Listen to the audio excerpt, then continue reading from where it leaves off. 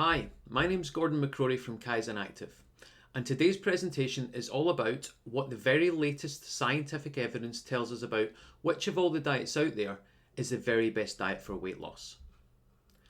I'm going to make a huge promise right off.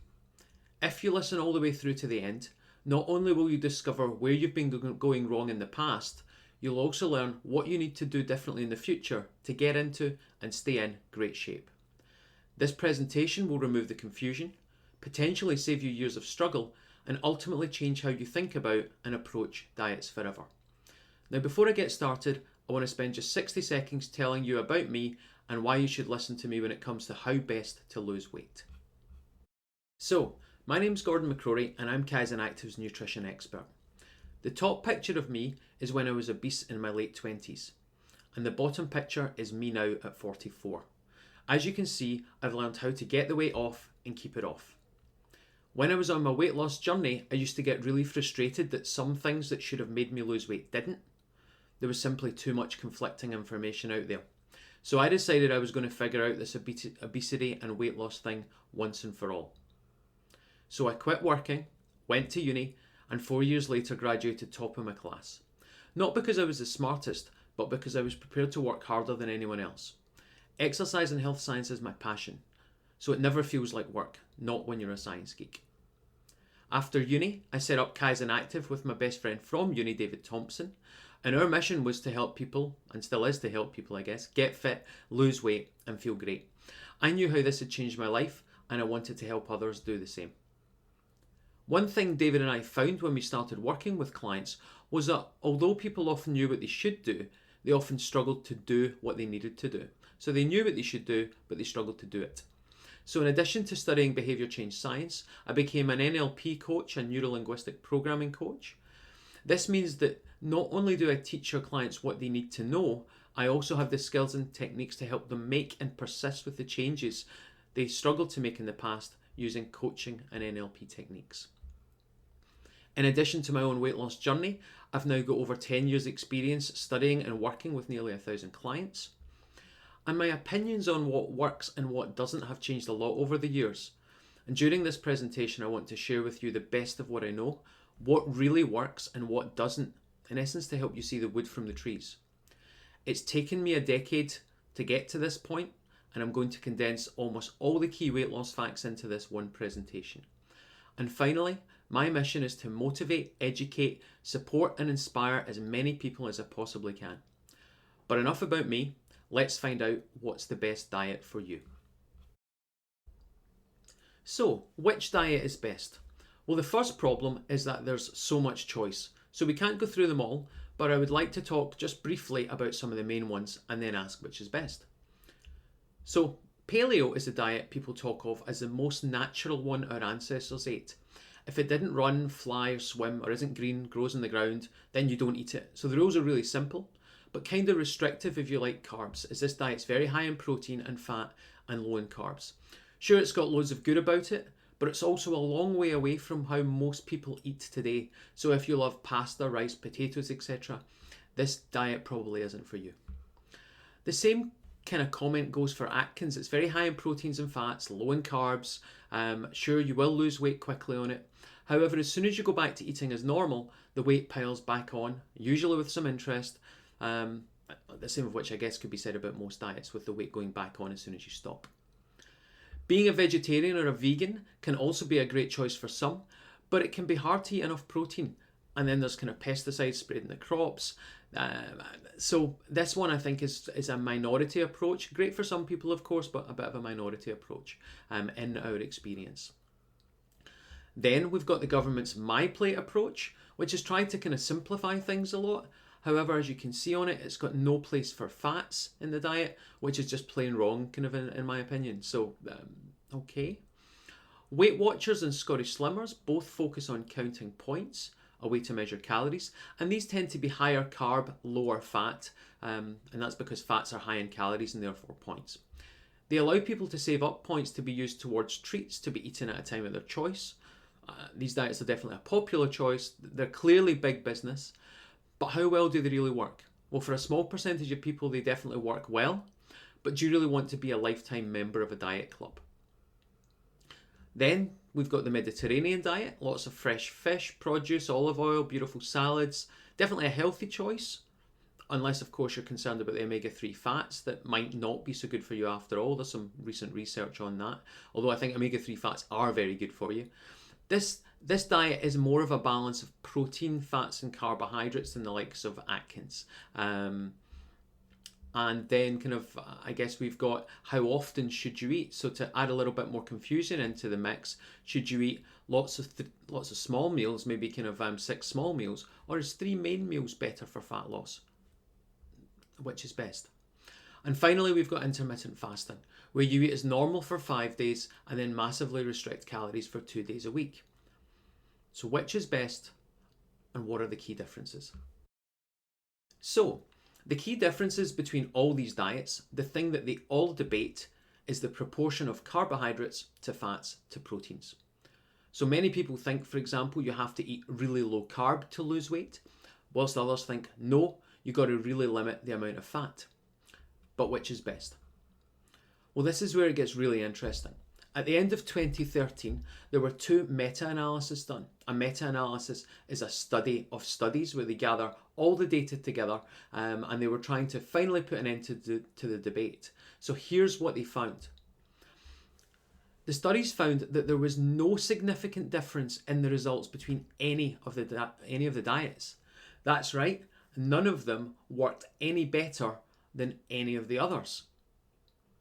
What's more, they concluded the amount of carbs, fats and proteins in people's diets didn't make any difference to the results. So in other words, each diet was as good as any other. So perhaps we've all been arguing about the wrong things. We've been looking in the wrong place for the answer. And it kind of makes sense that none of them is better. Although of course we don't want this to be the case because we've been trying to find out which is best for a long time. But bear with me. Most of us know people who've been on various diets, ourselves included. We know people who've got in great shape and perhaps on an Atkins or paleo, or a vegetarian that's in great shape, or someone that goes to Scottish Slimmers, or someone that does intermittent fasting. So we know that any of them can work, even if they often appear kind of opposite in their approach. So how can that be? Well, I'm going to answer that in just a little bit, but for now, back to the latest with these studies. The only thing that these meta-analyses found that did make a difference to the results was adherence, whether people could stick to the diet. If they could stick to it, they did great, and if they couldn't, the diet wouldn't work. Pretty straightforward, really, eh? So, maybe we've all been asking the wrong question. Maybe we shouldn't be looking to find out what's the best diet. Maybe we should be looking to find out what's the best diet for me. So how should we go about choosing a diet? So here's what really matters. We've all been arguing about if pasta's good or bad, if fruit's good or bad, if fat's good or bad. You get the picture. But at the end of the day, that's not the thing that's making the difference. So instead of looking at the differences between the diets when they work, perhaps we should be looking for the things they've got in common. After all, it's possible to get into great shape in any of them. And if they can all work as well as each other, then what is it that they've got in common? Well, the science shows that it's not just about the foods that you're eating. We've covered that. It's about your ability to stick to the plan, and therefore it's a lot about the foods that you're not eating much of. So when you're choosing any diet, the first thing you really need to choose is an approach that allows you to eat foods you like, because if you don't, you'll just fall off the wagon and likely beat yourself up. So first off, pick a plan that you think you can follow. However, beyond that, what best practices do they all share that can help you lose weight with ease and keep it off? Well, here's what they all have in common. All diets raise your awareness and focus to what you're eating, and this is vitally important. And again, you know this. When you're focused on a diet, you do well and feel great, but when life gets in the way and your focus slips, so does your eating. So the first thing that you need to do is maintain your focus. Next, all successful diets, well, at least those that work in the longer term, focus on shifting the balance between good quality, nutrient-dense food and fast food, which in turn means your body's better nourished, your metabolism will work better, you'll feel better, and therefore you'll continue to eat better. And of course, by eating better quality food, you will eat a lower quantity of calories, and therefore you're going to lose weight. So, in addition to raising awareness and focus, improving the quality of food that you eat, and creating a calorie deficit, what else do they have in common? Well, most of them eliminate nutrient deficiencies and limit your appetite. They do this by eating more veggies, and most of them by eating more fruit too, although more fruit is definitely debated by the likes of Atkins. I too used to limit fruit intake, both personally and with our diet plans that I was writing. However, this is something that in my opinion is now definitely changed. Fruit and veg will increase the amount of fibre and nutrients you eat, and this will help keep you full and help your metabolism function as it should. Regarding fruit, the truth is, I was always uncomfortable limiting fruit intake for our clients. I knew fruit was healthy, but at the time I hadn't found a way to let clients continue to enjoy all the other carbs they wanted to have, to eat plenty of pasta and rice, potatoes, bread, etc., and fruit too. I'm happy to say we've now solved this and we've got plenty of fruit back on the menu, and eating fruit doesn't mean that you won't lose weight. It's entirely possible and easy to lose weight quickly whilst eating fruit, providing you follow the other best practices. So, next, you need to stay well hydrated, and you do this by simply drinking more water. It'll help control your appetite and flush out toxins, meaning you feel good and your body functions better. Maximum fat burning needs for you to be adequately hydrated. So drink more water, somewhere in the region of 2.5 litres a day, a little bit more if you are active. You should also eat more protein. Research has proven protein keeps you fuller for longer, a fact that Marks and Spencer's developed their fuller, longer range on. And limiting appetite means you eat fewer calories without feeling hungry, and this again means you lose fat faster. Despite what you may believe or have been told, and this came from government sources decades ago, healthy fats are also really important to include in your diet. So oily fish, nuts, avocado oil, coconut oil, although you do only need a very small quantity. Some vitamins are fat soluble, and your body needs fat in the diet to ensure it's able to make use of the vitamins it finds in your food. But just that word of caution again, with fats, a little goes a long way. And finally, all diets that work well and allow you to keep weight off involve increasing your activity levels. Exercise isn't brilliant on its own for weight loss. It's actually pretty rubbish. And again, you probably know this if you've tried to lose weight through just exercising more. It can take around 12 hours of exercise classes to lose just 1 pound of body fat. However, when you add exercise into changed dietary habits, it makes a big difference to the speed of your results and also how good you feel and your ability to keep the lost weight off. So more vegetables, more fruit, drink more water, eat more protein, eat some healthy fats, and be more active. So now you know what you need to do. Let's look at what you need to do less of. Let's look at what you need to significantly limit. These might seem obvious, but by focusing on eating more of the good stuff, what's actually going on is you're limiting lots of the bad stuff. Also note, nothing's actually bad per se. You can eat anything in moderation. However, junk food, fast food, and alcohol are all significantly reduced in all the diets. So if you eat or drink too much of this is what needs to be swapped out with better choices. And also, definitely think about your portion sizes. You should eat slowly and until you're 80% full. Nourishing your body with lots of fruit, veg, and natural produce, and exercising regularly can also reduce emotional or binge eating, as nourishing your body and exercising regularly will definitely improve how you feel. It won't necessarily stop all emotional binge eating, but it will definitely make a significant impact for most people. And if it still persists and holds you back, get in touch, as we've got a variety of techniques and strategies to make a huge difference in this area. Here's one final piece of advice, and this slide is super important. Here's something you need to know. When you're making a change just one thing at a time. The reason most people fail and don't stick to a healthier way of eating is they try to change too much too soon. Does this sound familiar? Changing lots of things at once, think an all or nothing approach, just doesn't work. It doesn't ever work, and there's solid science on kind of what outcome you'll get if you try to change everything at once. Change one thing, you've got an 85% chance of success. Change two things, it falls down to about 35%. Change three things at once, you've got a less than 10% chance of kind of succeeding. So make one change that you feel confident that you can do and keep doing it. That's where you start. Don't pick two or three things, as your odds will just fall dramatically in terms of your successes, and you will fail. Now, where should you start? That depends on you. For some, it might be an easy win. So maybe if you eat kind of too much crisps in a week, then just make a plan to swap most of the crisps with fruit. That would be a win.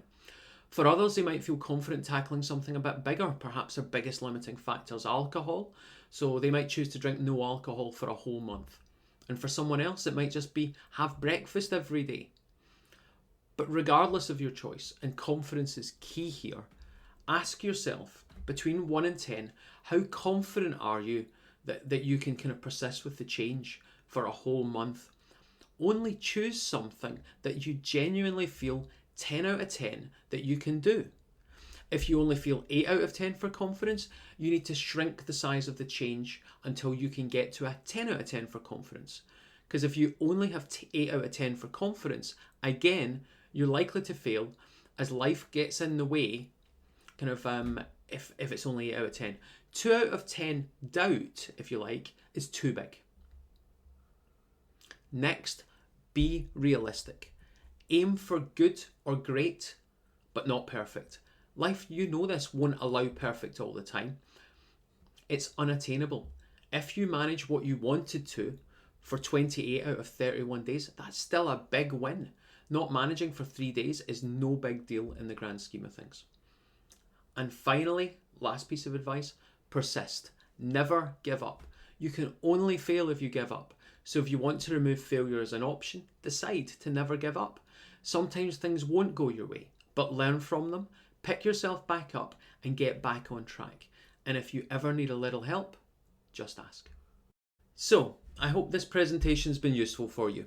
Here's a very quick recap of the key points. First thing is, there is no best diet. Science has now shown that, but there are definitely approaches that are wrong for you if you want to get weight off and keep it off forever. If you love pasta, rice, bread, potatoes, that kind of thing, then choosing a low-carb diet is highly unlikely to work well for you. Find an approach that's better suited. Next, stop looking for quick fixes and shortcuts. They don't exist, and if they did, everyone would be doing them. Instead of depriving and starving yourself, think about being kinder to yourself. Give your body what it really needs. Upgrade your diet and nourish yourself. That's the way forwards. And here's a little mind trick to help you decide what to change. Consider what a future you would have to have changed to come into existence. So just visualize a version of you is just sitting across from you or whatever. Look at them and think, what's different about them? What did they need to change? What did they need to maybe do differently? What did they need to do more of? What did they need to stop doing? That was almost like your map for success. And then just take it one step at a time. Don't just stop doing lots of things at once.